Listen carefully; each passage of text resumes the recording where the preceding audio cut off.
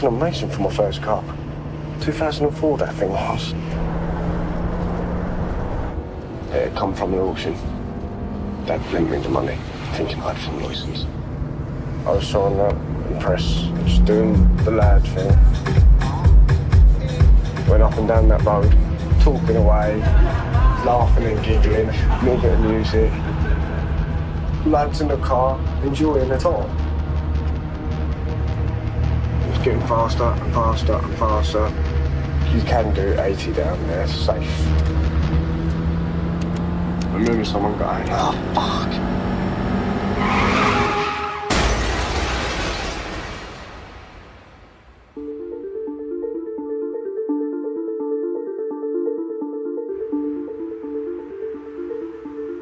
Emergency, can I help? I'm in the Southwark Road driving and a car has just left the road and crashed into the trees. Okay. Are there any injuries at all that need an ambulance? I would have thought so. I don't know. It's all flying up. We're going to get someone along, okay?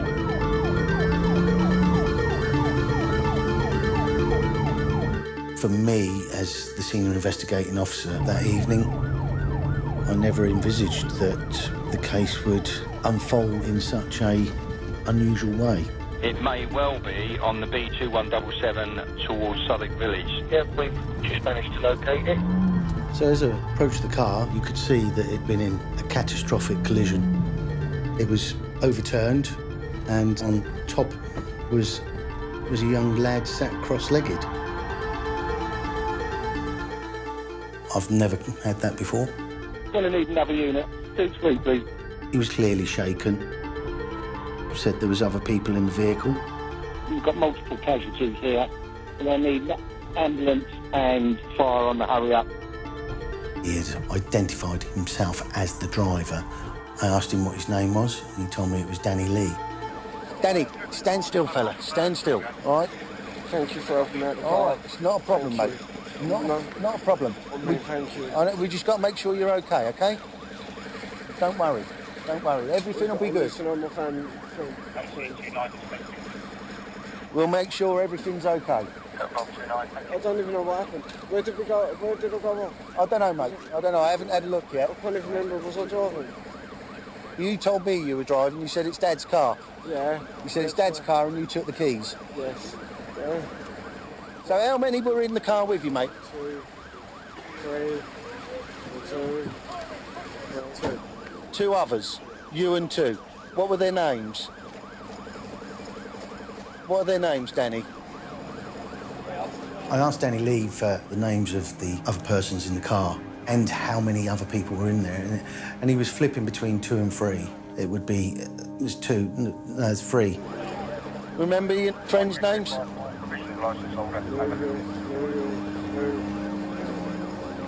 And that, for me, is very strange. It makes me wonder what's going through his head. Yes, I've got provisional. You're provisional, right, okay. You're going to arrest me. No, I'm not going to arrest you. No. Can I have a hug? He was acting in a very emotional manner. Can I have a hug? Just stay there a minute, mate. I can't hug you because I don't know what injuries you've got. He couldn't clarify any accurate detail for me. All right, buddy. All right. He came across as being scared. Jill, it might get 5482. Please, you've got to make sure my friends are all right. You've got to make sure... Well, Danny, I've got everyone with them, mate. I've got everyone with them. As far as we're aware, the driver's saying that there were 3 people within the vehicle, including him. Including him? Yes. OK. Looking at the vehicle, immediately said, right, I'm going to have to get in there. I was faced with a casualty who was pretty much unresponsive, and I remember seeing a really large wound to the back of his head. That is so bad. Fuck. Come on, let's go and walk down to my car. So you don't see you, mate. Come on. I shouted to the rest of the crew outside, look, it's going to have to come out now. And I mean, he will die in this vehicle if he doesn't. They're trying to get another one out, trying to get 3. Getting the second fella out, there was a lot of blood coming from his head. I remember it all trickling down the side of my face. He was in a really bad way. I had to deal with him. I had to get him out. Whoa. It's all right, they'll look after him. No. Well, they got him out now, mate. They got him out now, so look after him, won't they? Stand there for me. I can't see him. Please. Can't see him, mate. They're looking after him. I haven't attended a crash scene like that. You're thinking to yourself, is anyone really going to survive this? They were just young lads. Can I just stop, sorry?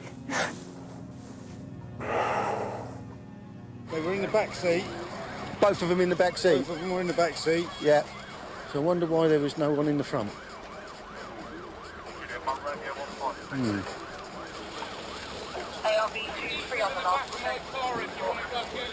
Just for the log, 2 males have been brought from the vehicle. One of them at this time is breathing. However, the third male is currently having CPR. Fuck! Fuck!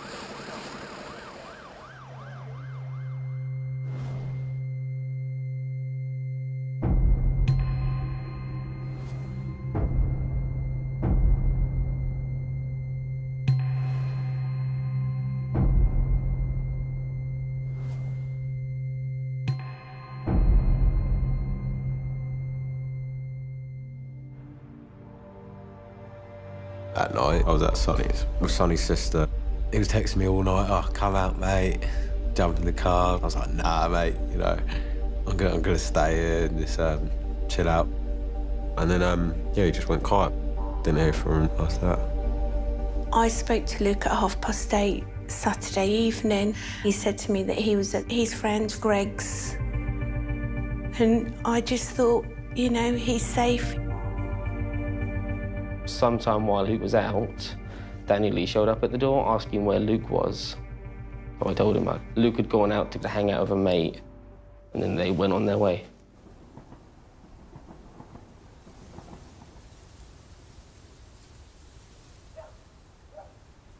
At 3 in the morning, I was still at Sonny's house. All of a sudden, bang, bang, bang. I've looked out the window. There's old Bill. So I'm like, oh, crap, what's going on here, you know? I've shouted upstairs, called Sonny's mum. They told me there and then that Sonny had had a serious crash. He's in a hospital.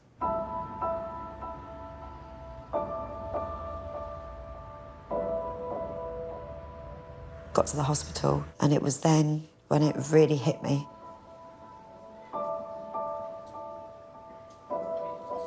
They had to put him in a coma, and to see all these machines, bolts in his brain, couldn't breathe, he was on a respirator. He literally had 50-50 chance of living.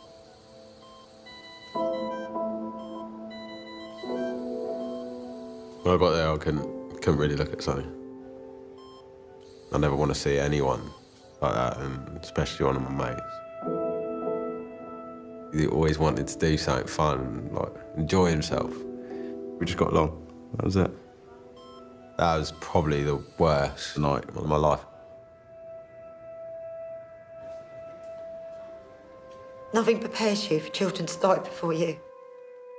And when a mother loses a child, or even thinks they're going to lose their child, it's a despair that you can't explain. Danny, you are under investigation at the moment, all right? Because you are suspected of driving whilst unfit to do so through drink or drugs. Do you consent to provide a specimen of blood which will be taken by a doctor? Yeah.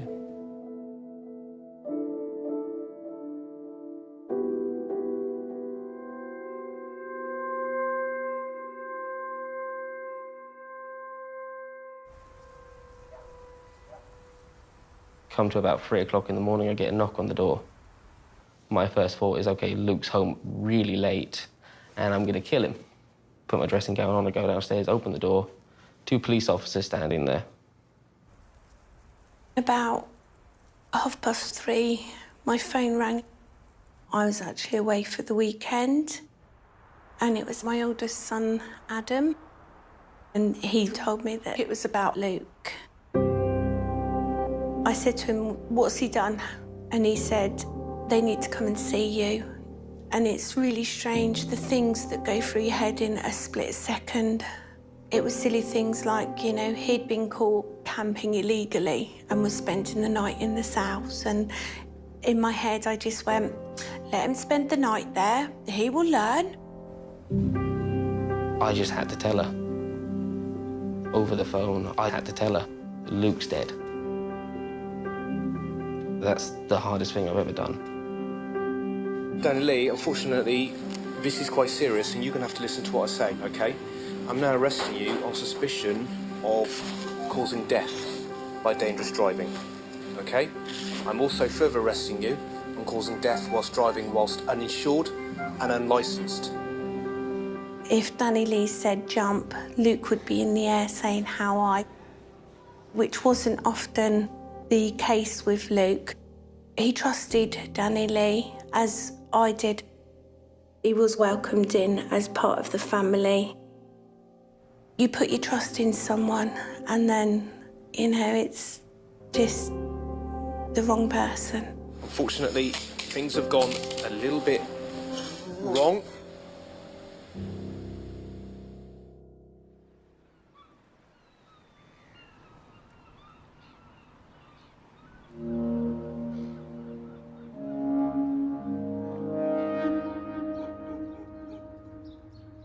The next day, the investigation's handed over to our team, the Serious Collision Investigation Unit.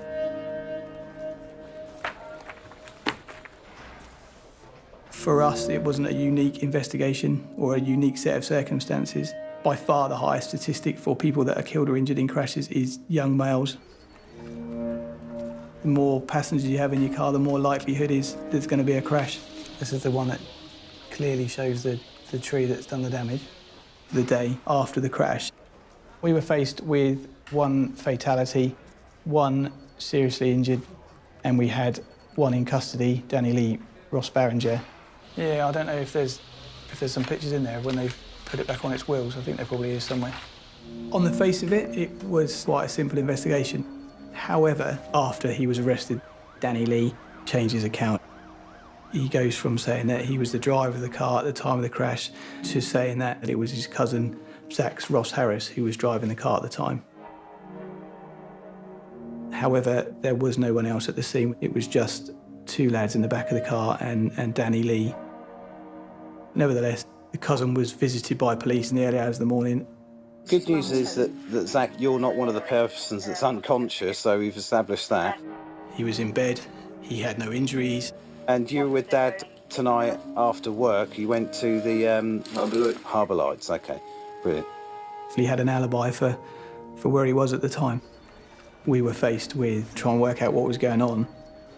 Why Danny changed his story, we don't know. Whether it was to cover up for his own wrongdoing, to get himself out of trouble, or was he just telling the truth? Whatever reason, it's a homicide, essentially, and we need to investigate that to the fullest.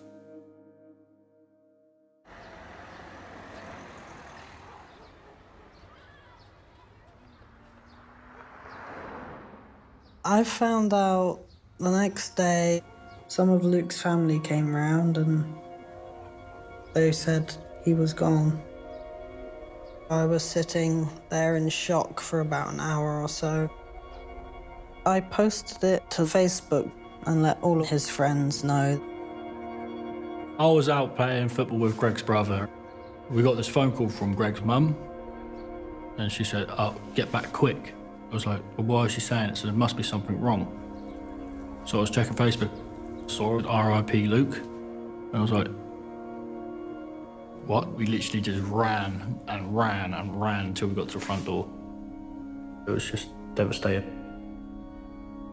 He was like a brother to us. I met Luke in school. There were some kids who were picking on me. And Luke stepped in to try and stop them, but it went downhill and we both got thrown into a bush. Luke was one of them people everyone knew in Paulsgrove and everyone got along with him. His personality was phenomenal. He wasn't ashamed of who he was. What would I do without your smart mouth, drawing me in and kicking me At college, he did drama and theatre art. He absolutely loved expressing himself. What's going on in that beautiful mind?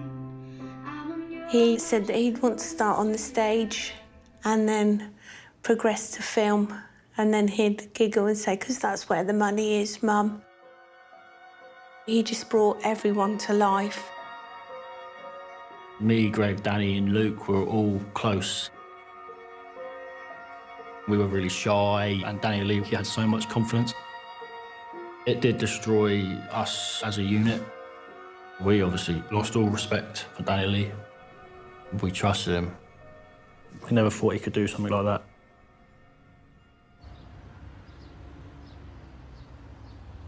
Okay, your first name, is it Danny Lee as in one name? Yes. Okay. You've obviously been arrested last night on suspicion of causing death by dangerous driving. And also, I was tasked to conduct the first interview with Danny Lee. You all right? Palms are really sweaty. Okay. Whilst Danny had said his cousin was driving, there was a big part of me that thought he'll just admit to it. He was just going to want to get this dealt with and out off his chest. So just tell me all about yesterday and everything that happened. Out in the car with Sonny. Asked Zach if he wanted to come in. Zach said yeah. We drove to Porchester petrol station where Dan Zach stuck 30 quid of super unleaded in. Then went from there up to Paulsgrove to pick Luke up. Okay. Luke then come out dressed as a gal. My little Luke. Okay, tell, are you okay? You want? I'm good, I'm good. It's fair to say he was concerned about those people that were involved in the crash. Do you feel okay to carry on? Yes, a little bit emotional, but you might have to deal with some tears or something, but... Yeah, well, we can live with that. But my feelings at that time was this genuine remorse? Was it guilt? Was it him trying to cover up his tracks? It was all a bit difficult to work out where his emotions were at. Zach then jumped into the front because he paid for petrol and he wanted to go. Then he lost control, gone backwards, and from there I don't really remember much. Okay. Yes, yeah. In the interview, he maintained that account. It wasn't me driving, it was Zach's driving. Obviously, there are a number of times when you admit to being the driver. Is there? I don't remember none of that. Is that really that bad? Everyone's different, everyone deals with things differently. I felt that Danny Lee was lying. We had a lot of work to do to prove that he was lying. So, we start with a car. What car is it? It's an Almira. Okay. Okay, any concerns with the steering at all? No. That steering is a dream. Was. It's a dream. It was great. Fucking amazing for my first car. He was clearly quite passionate about his car, the way he talked about it. As to whether he would let his cousin drive it, I don't know. Any more questions at the moment? OK, right. The time by the custody clock is 19:08, and we're turning the recorders off.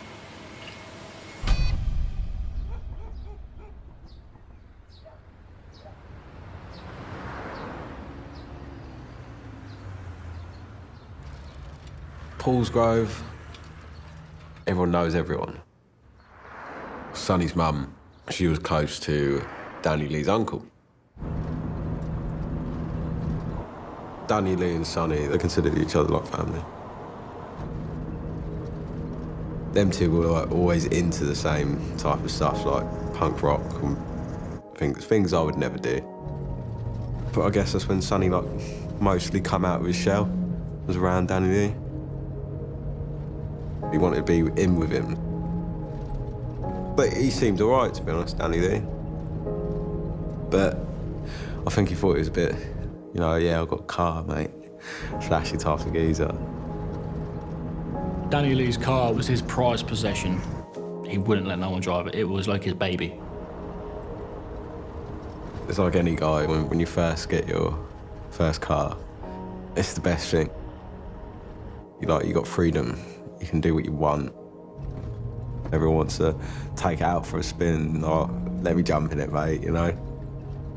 Usually when people do that, it's like, we'll just go at the top of the hill and have a burger. The hill is a Beautiful place. A lot of people love to go up there and see the view over Portsmouth. A lot of young people like to drive along that road and test their car's speed.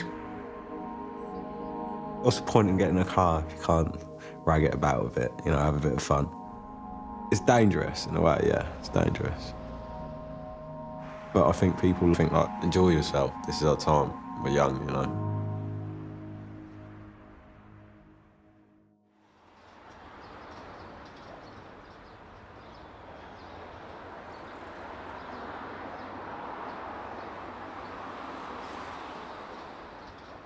If Danny's account was true at that point, it meant Zach's had run away from the scene, left 2 dying boys in the back of a car, and left his cousin Danny to take the rap for what ultimately he'd done, if Danny's account was true.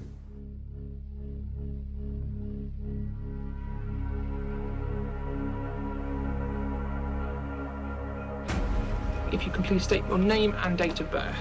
Zach Ross Harris, my date of birth is 11th of the 5th, 1994. Zach, so you are here because you have been arrested on suspicion of causing death by dangerous driving. Okay.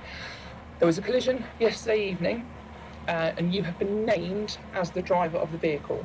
After the interview with Danny Lee, we had a lot of questions we needed to put to Zach. Zach, you've got a bandage on your arm there, have you? I've got a fractured wrist. I've had it for a while. Obviously, but they're all relatively dated, aren't they? Yeah. What do you do for, what is it you do for a living? I lay gas mains all day, digging holes. Whilst he did have some minor injuries, they were explainable. That's still scubbed over quite well, isn't it? Yeah. The purpose of the first interview is very much just to get a bit more detail about where he had been that evening, but also it was quite important to get his reaction at that early stage as to what Danny Lee had said. Were you in a car last night with Danny Lee, Sonny and Luke? No. Have you ever been in a car with the 3 of them? No. Zach gave the account that he had been at work all day and then after work had gone to the pub with his dad. What were you drinking? What? Beer. What type of beer? Carlin. Any idea about how many? 13, 14. You can still walk? Maybe a bit more. Okay. And then about 10 o'clock from the pub, we went to Forsgrove shops. Okay. And what have you done at the shops? We got takeaway, kebab. What sort of time do you think you got back home? Between 10 to 11, 5 to 11. And when you've got home, what have you done? Ate my food and went to sleep. And then at 3 o'clock in the morning, the police was knocking the door. He certainly was the polar opposite to Danny. He wasn't upset, he wasn't emotional. You got any questions in your head? No, but thank you for asking. The fact that he was so chilled, there's 2 ways to look at it. He just doesn't care, or the other option is he knows he's not responsible and he's got nothing to worry about. Right, I'll turn it into the time is by my watch now. I need to get to your watch or turn Mickey Mouse off. 5:48.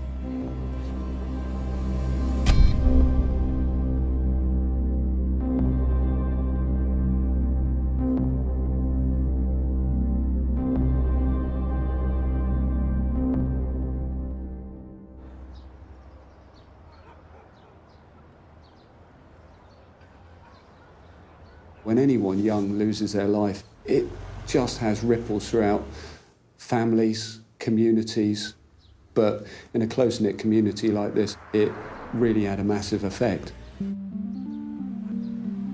Finding out they were out on bail is like, what the fuck? Sonny's still, in a coma. I heard a lot of gossip going around in the streets and Danny getting a lot of hatred thrown at him being called a murderer. Zach, people are starting on him. Everyone likes to get involved in a bit of drama, I guess. I couldn't go out and do my normal shopping.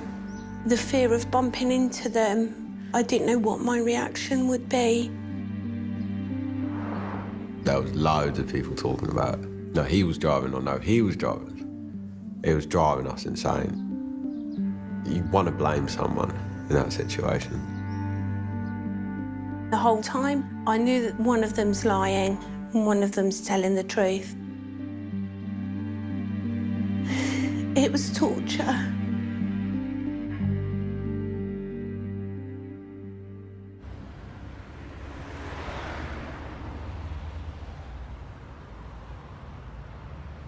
So to corroborate Zach's account, we started off by just going back where he told us he'd been. We got statements from 2 bar staff at the pub where Zach's had been drinking. They were able to remember him being in the pub. From the receipts, we could conclusively say they consumed at least 7 to 8 pints. It was in fact the bar staff that called the taxi that took them to the kebab shop. We found the CCTV evidence of both Zach's and his dad in the kebab shop. It's apparent that they're both drunk, but particularly Zach's. And in his account, they went home, ate the food, and went to bed. There was quite a lot of Zach's story that was corroborated by the evidence that we were gathering. It was just the timing wasn't quite right. In fact, they'd left some time earlier than he'd said. The one person that could tell us what was taking place inside that car, without any doubt, was Sonny.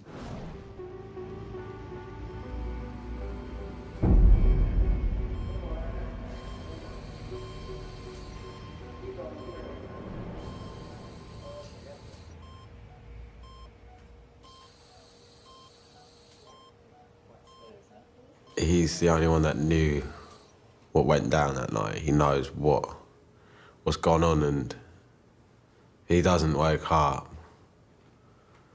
How are we gonna know?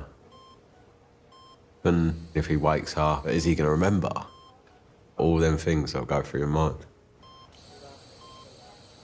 When I was sat next to his bed, I remember stroking his arm as gently as I could. I said, "Mummy's here, it's okay, darling, I'm right next to you."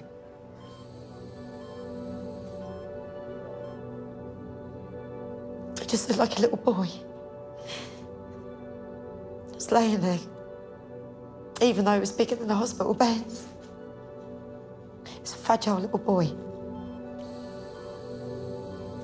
I was trying to wean Sonny off the morphine to bring him out of the coma. They were worried.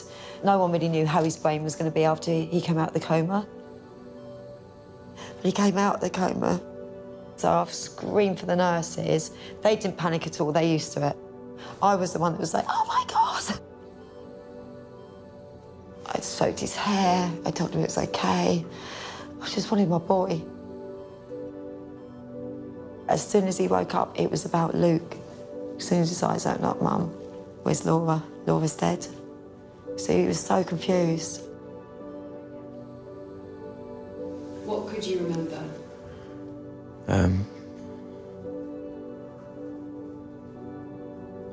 Nothing really. Just Luke. It's just the main thing that stuck in my head. Yeah. Sure, I was miles away. Miles away. But as soon as I got up, that was one of the very first things I said was about Laura. Was make sure that he's okay. That's all I was concerned about. Luke is Laura. They're like an alter ego type thing. And apparently that's what I just kept saying to my mum. Is Laura okay? Is Laura dead? Laura was Luke's female persona. He was really good at creating characters and just diving into them. Laura was a fun-loving girl. She just wanted to enjoy herself.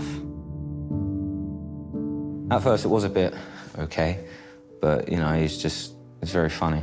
I thought so anyway. His confidence when he was Laura was just amazing. He wasn't afraid of who he was. We all loved him for it. On the night of the crash, we were at Greg's. Luke was dressed in men's clothes, but he was wearing the purple wig and makeup. We were writing stories online, and we had a few drinks. We were all having a laugh until Luke was invited to go out for a drive. Danny called him on Facebook. He asked us all to go out for a drive. We all said no. Luke said yes. We didn't want him to go because we wanted him to stay with us. I just had a bad feeling. But he was insistent on going. In the end, I told Luke to have fun and I'd see him in the morning.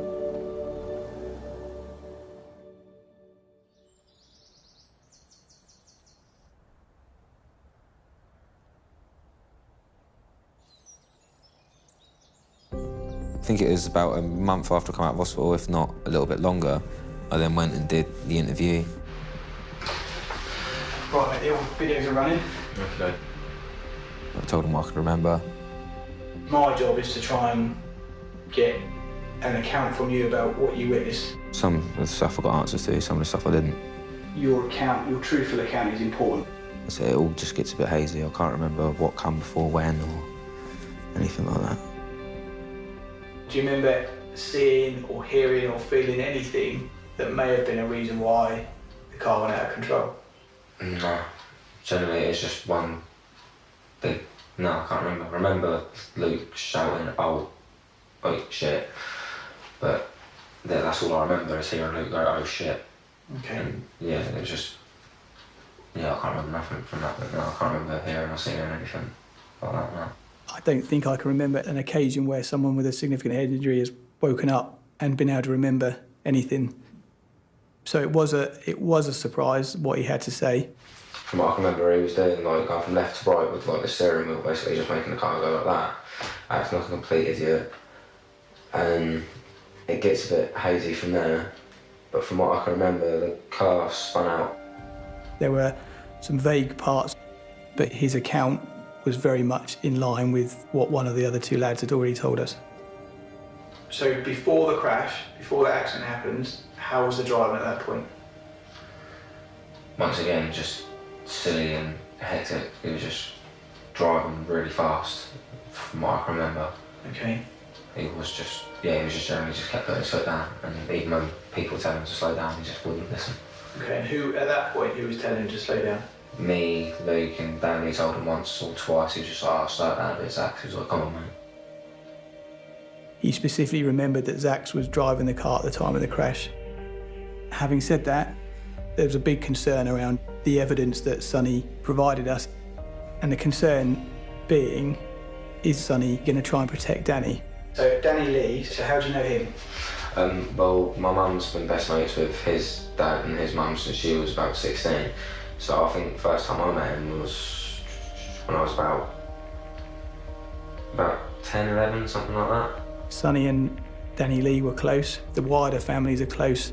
If we were to talk about allegiances, then Sonny had a much greater allegiance to Danny. So I was sceptical.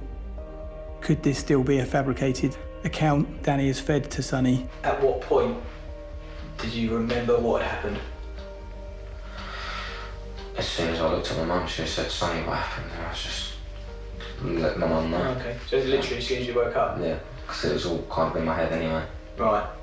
If I'm sat there thinking this could be an attempt to frame Zax and get Danny out of trouble, then at a trial at a later date, that's certainly something a defence lawyer may try and suggest. Brilliant. Nothing else?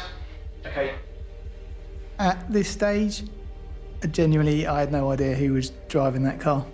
And that's it. We'll get you home. Shit.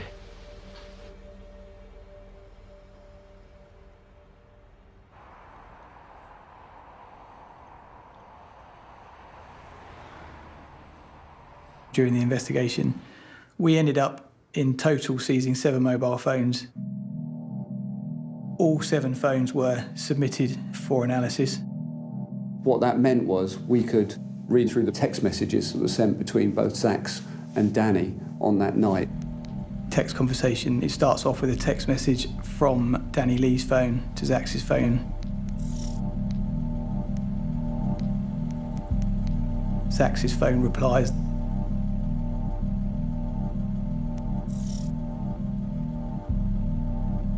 Then it goes back saying, do you fancy putting a tenner in the car and coming out for a drive?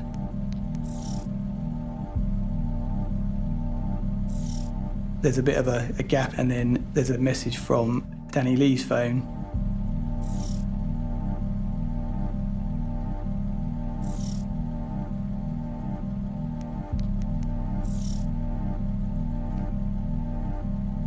It's clear from the evidence that Zach's had agreed to go out for a drive. One of the other inquiries that we made was in relation to the petrol station. So the account given by Danny Lee gave us the petrol station that they went to. We then got the CCTV.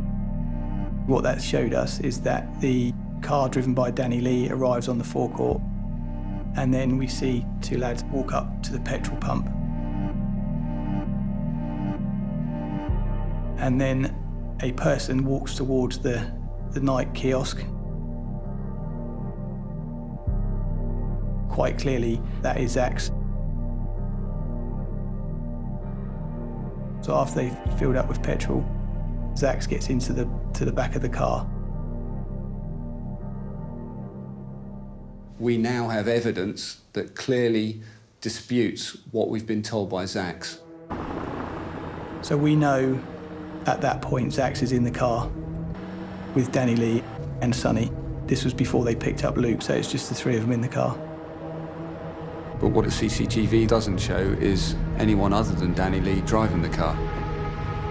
And we still can't say whether Zach's was even in the car when it crashed.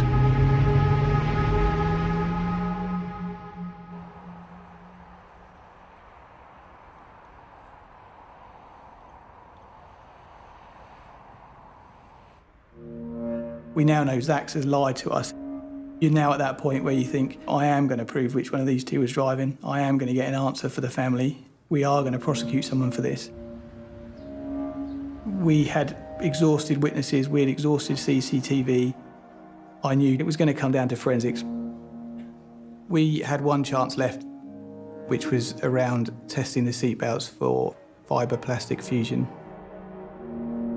When a vehicle hits something, it's had an accident, that energy of somebody being thrown against the seatbelt, it's a bit like you having a rope pulled through your hands and the heat and the rope burn that you get. Well, that's what the seatbelt does to the clothing. The energy transforms into heat, and then at that split second, it will melt the clothing. So if we can find this melted material on the seatbelts that could have originated from the jackets that they were wearing, we could identify who was driving that vehicle at the point of the accident. I was apprehensive about these sorts of tests. It's not something that has a particularly high success rate. And with forensic testing, there's always a long wait.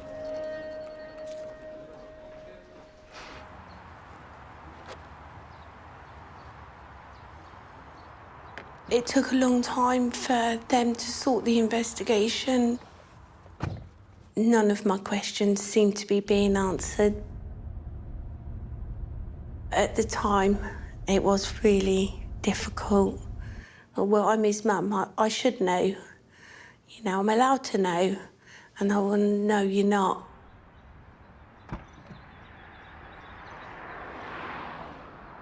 It's really frustrating. Really frustrating. And it was a lot of crying. Luke was the gel that seemed to make everything work, and he made our family work. There you go, sweetie. I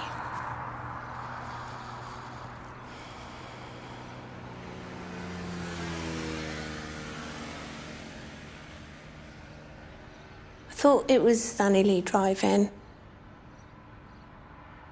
What young man lets someone else drive their car?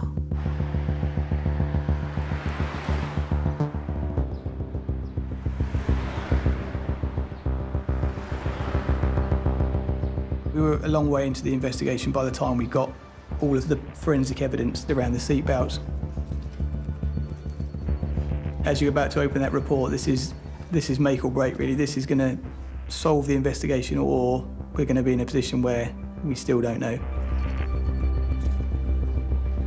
Having read the report, It was a massive relief, a massive relief. The front passenger seat had the fibreplastic fusion. We could prove who was actually sat in that seat at the time of the accident. Also, we found about 10 hairs, all with roots on, from the driver's seatbelt. The laboratory reported back that, in their opinion, those would have been pulled from the head at the point of the impact. They went on to do DNA analysis, and that came back with a full profile.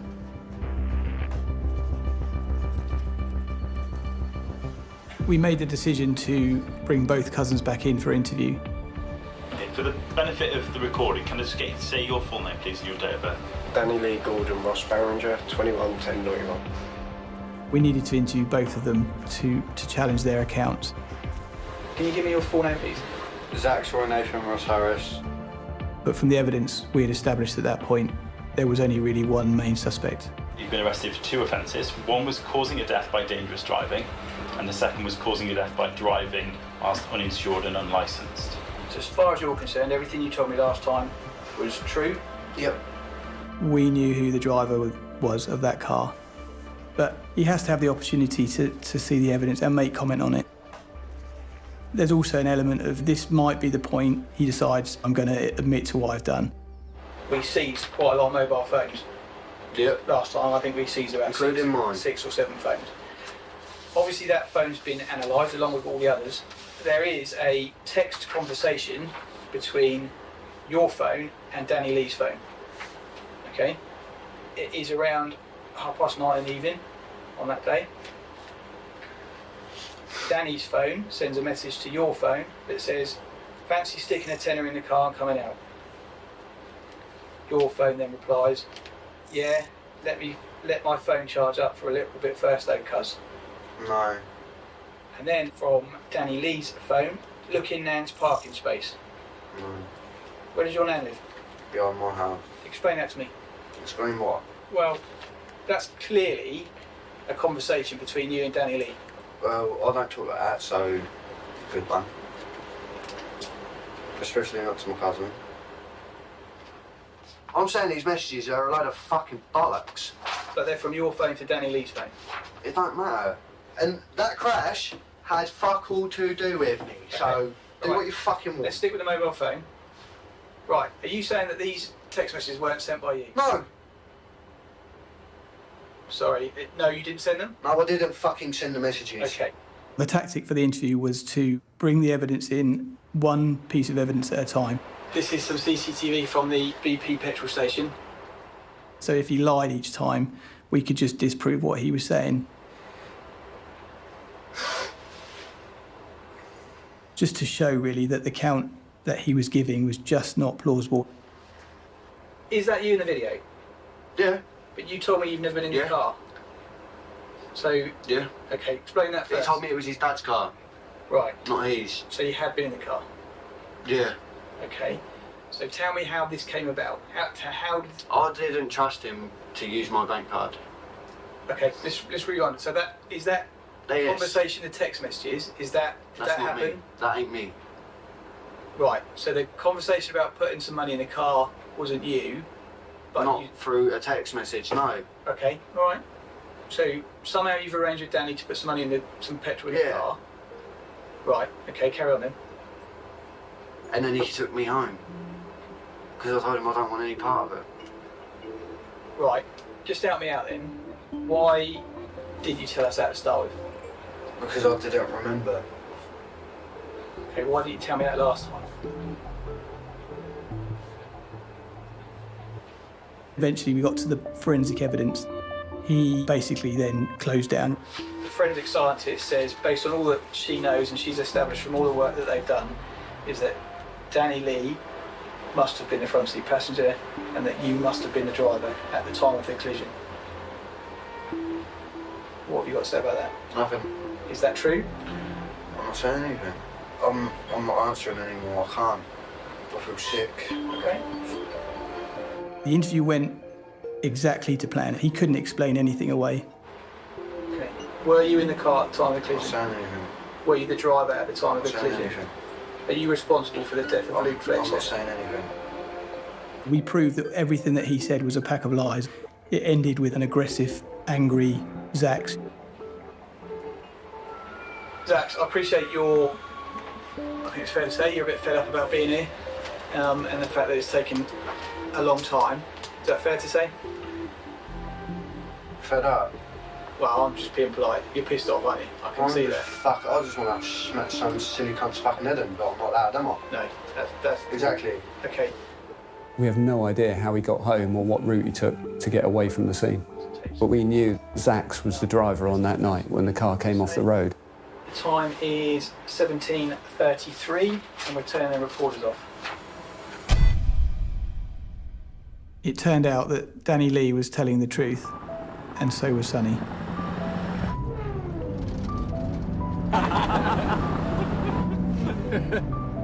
Luke was such a laugh to have around. As soon as you got in the car, everyone was laughing, like having a good time.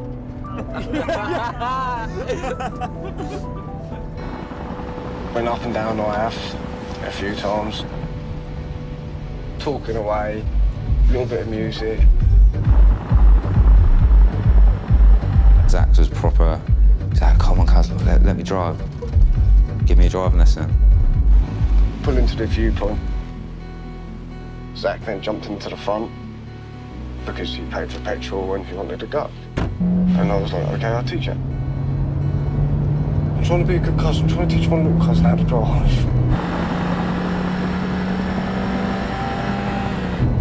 As soon as they switched, it was a hell of a lot faster than what the speed limits were. And yeah, he was just laughing and joking around. He was like, yeah, come on, we'll go faster, we'll go faster. And I was like, no, we don't want to go faster. I generally thought he was either drunk or on something because he was too hectic. Luke's seatbelt didn't work properly, but he was just kind of holding it like in place.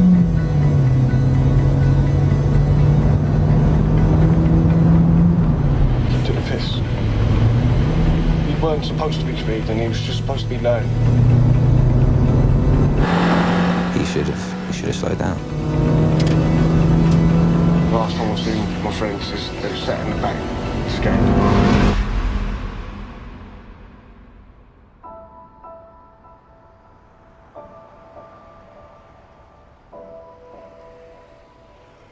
At the end of the day, I feel sorry for everyone in that car. Even Zac. You know, he's killed someone. He's got to live with that.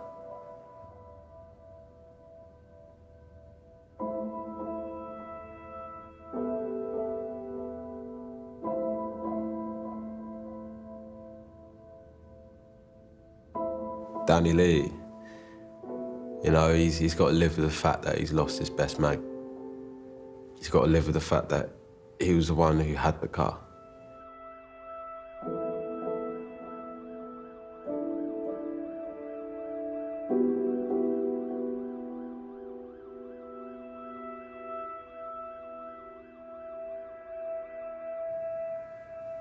Sonny, I feel sorry for, like, he's not the same. He's never going to be the same.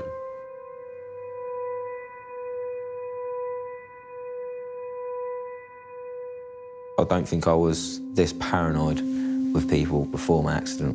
I fly off the handles a hell of a lot more than what I used to. It's like something small will happen or something will slightly change and it will just completely do my head in and I won't be able to cope with it. I felt bad towards Danny in the beginning. I felt that he felt too guilty over it. I can't really have that much of an issue with him if he's holding his hands up to what he's done. But with Zax, I really could not give a damn. He wasn't man enough to hold his hands up and admit what he's done.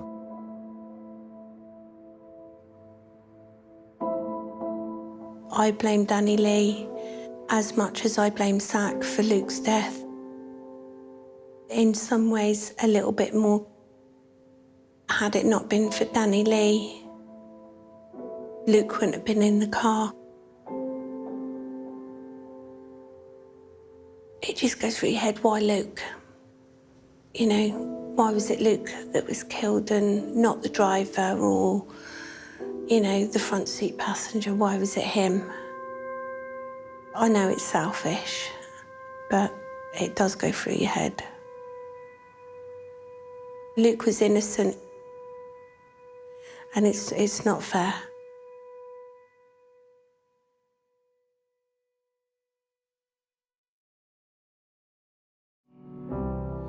You can't cry, get your glad rags on and let's sing along to that long